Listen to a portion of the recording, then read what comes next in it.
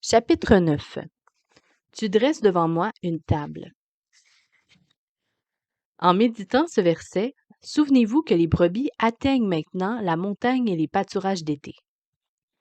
Ces alpages ou plateaux sont très recherchés des bergers. Dans certaines régions du monde les plus propices à l'élevage du mouton, spécialement dans l'ouest des États-Unis et le sud de l'Europe, les hauts plateaux d'herbage sont toujours appelés mesa, mot espagnol signifiant table. Il est curieux que le mot Kiswahili, qui vient de l'Afrique, désignant la table, est aussi mesa. Ceci est dû probablement aux premiers explorateurs portugais qui atteignirent la côte est-africaine. L'usage de ce mot est assez répandu et désigne les hauts plateaux du continent. L'exemple classique est naturellement la Table Mountain, la montagne de la table, près de Cape Town, mondialement connue. Nous pouvons dès lors comprendre que David ait fait référence à une table pour désigner les alpages d'été. Bien que ces tables puissent être fort éloignées et difficiles à atteindre, le propriétaire énergique et décidé prendra le temps et la peine de les préparer pour l'arrivée de ses troupeaux.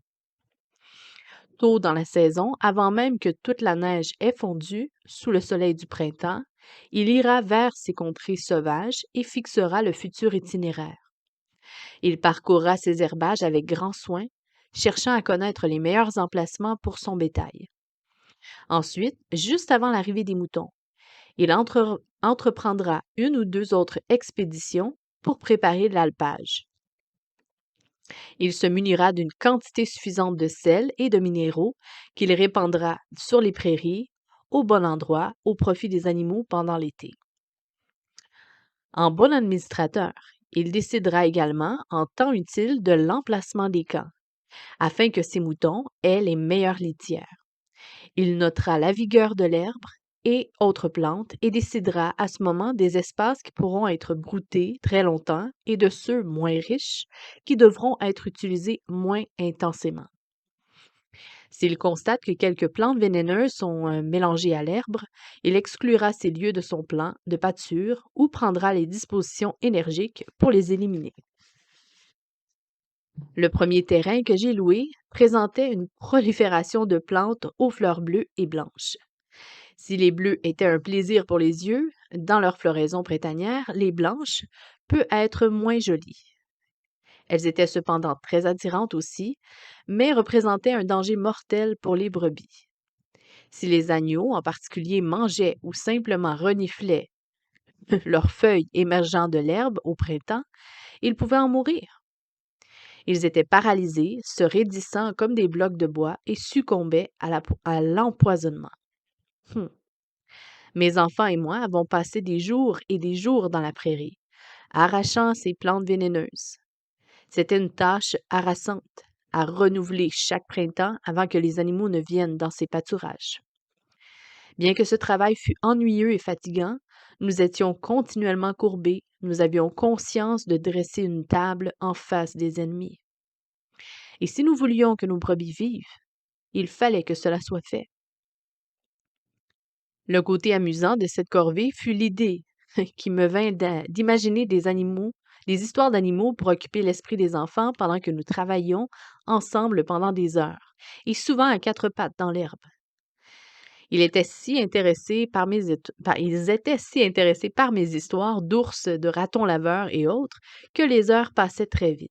Et parfois, ils se roulaient dans l'herbe, riant follement quand je mimais certaines scènes pour animer mes contes. C'était une façon d'accomplir sans trop d'ennui une tâche terriblement fastidieuse. Tout ce travail de préparation était probablement présent à l'esprit de David lorsqu'il écrivait ces lignes. Je puis l'imaginer marchant lentement dans les pâturages d'été, précédant son troupeau. Ses yeux d'aigle aperçoivent la plus petite herbe empoisonnée. Il l'arrache avant que les moutons ne l'atteignent. Il devait sans nul doute en avoir les bras chargés pour la sécurité de son troupeau. Le parallèle avec la vie chrétienne est clair. Comme des brebis, et spécialement des agneaux, nous pensons pouvoir essayer tout ce qui se présente à notre portée. Nous devons goûter ceci et de cela, et tout simplement pour nous en faire une idée, même si nous savons que certaines de ces choses sont peut-être mortelles. Afin d'éviter ce danger, rappelons-nous que notre Maître nous a précédés sur notre route, faisant face à toute situation pouvant nous nuire. Un exemple classique de cette sollicitude de Jésus est l'incident au cours duquel il avertit Pierre que Satan veut le tenter et le cribler comme le froment. Mais Jésus affirme avoir prié afin que la foi de Pierre ne défaille pas lorsqu'il devra affronter l'épreuve. Il en est encore de même aujourd'hui. Notre bon berger marche devant nous, prévoyant les dangers auxquels nous pouvons être exposés et priant afin que nous n'y succombions pas. Une autre tâche importante du berger diligent consiste à surveiller les prédateurs. Il fera très attention aux empreintes de loups, de coyotes, de pumas et ours. S'il s'attaque aux troupeaux, il devra les combattre ou les prendre au piège, au prix de grands efforts afin d'assurer la paix des brebis. Il arrive fréquemment que ces destructeurs rusés se dissimulent dans les rochers. Attentifs aux mouvements du troupeau, prêts à risquer une attaque soudaine et sournoise qui sèmera la panique parmi les brebis. L'une ou l'autre d'entre elles sera alors une proie facile pour les dents et les griffes acérées de l'assaillant. La scène est brutale, vive, l'issue incertaine. Mais elle se termine souvent par la mort. Seule la surveillance du berger, perpétuellement en alerte, veillant sans relâche sur la masse du troupeau groupé sur le plateau, peut le préserver de ces attaques. C'est sa préparation personnelle à une telle éventualité qui sauvera les brebis du massacre et de la panique. Nous avons ici de nouveau une image saisissante du rôle de notre Sauveur qui connaît chaque ruse, chaque fourberie, chaque traîtrise de notre ennemi. Satan et ses suppôts.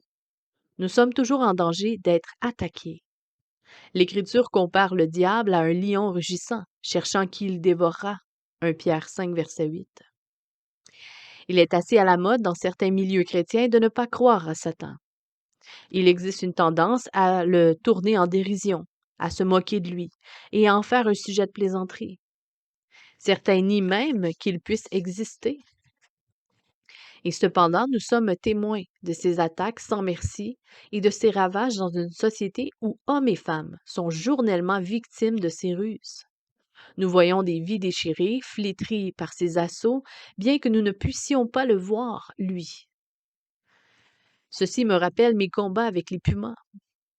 Plusieurs fois, ils se glissaient par ruse de nuit, parmi les moutons, faisant de terribles ravages dans le troupeau. Certaines brebis étaient égorgées, les entrailles dévorées, d'autres affreusement déchirées. On aurait dit que ces grands chats s'étaient amusés à les pourchasser comme le font les chats domestiques avec les souris. De grosses touffes de laine avaient été arrachées à certaines toisons. Dans leur panique, leur fuite éperdue, certains moutons s'étaient brisés des os ou s'étaient gravement blessés. Nous devrions toujours marcher le plus près possible de Christ. C'est là que nous sommes en sécurité. Les ennemis du troupeau capturaient toujours à l'improviste les brebis éloignées, vagabondes ou errantes.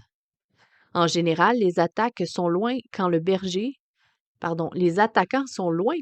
aperçoit l'appel de détresse. Et les autres brebis sont à ce point terrorisées lorsque survient l'attaque qu'elles sont incapables de faire entendre le plus faible bêlement. N'en est-il pas ainsi dans notre vie chrétienne? Nous sommes paralysés de frayeur quand surviennent les difficultés. Incapables de crier ou de demander du secours dans notre détresse, nous ne pouvons que nous écrouler sous les coups des attaques de l'adversaire. Mais Christ se préoccupe trop de nos personnes pour laisser les choses suivre leur cours. Notre berger veut prévenir ces catastrophes. Il désire que notre séjour d'été se déroule dans la paix. Notre Seigneur veut faire de nos passages sur la montagne de tranquilles interludes. Il en sera ainsi si nous avons le bon sens de rester près de lui, là où il peut nous protéger.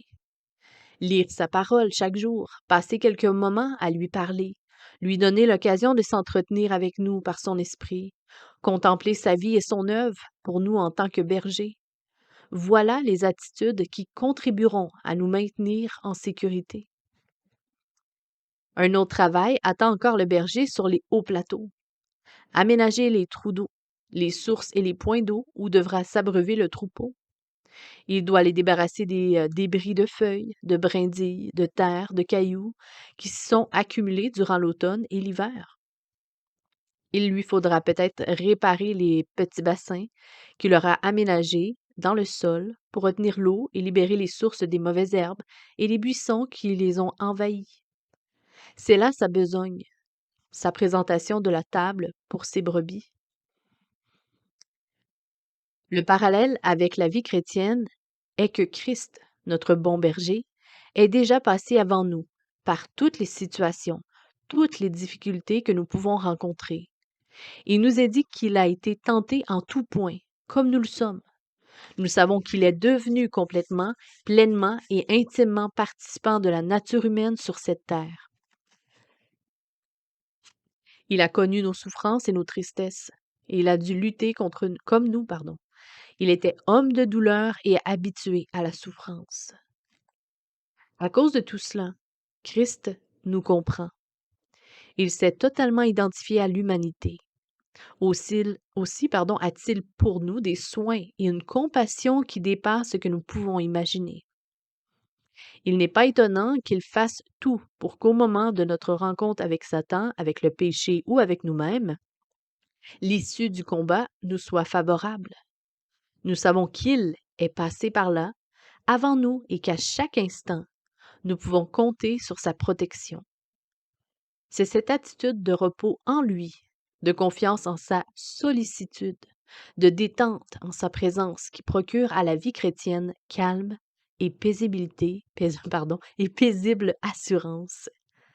La marche du chrétien peut ainsi devenir une expérience au sommet de la montagne, une sortie sur les hauts herbages, et simplement parce que nous sommes sous la garde et la direction de Christ.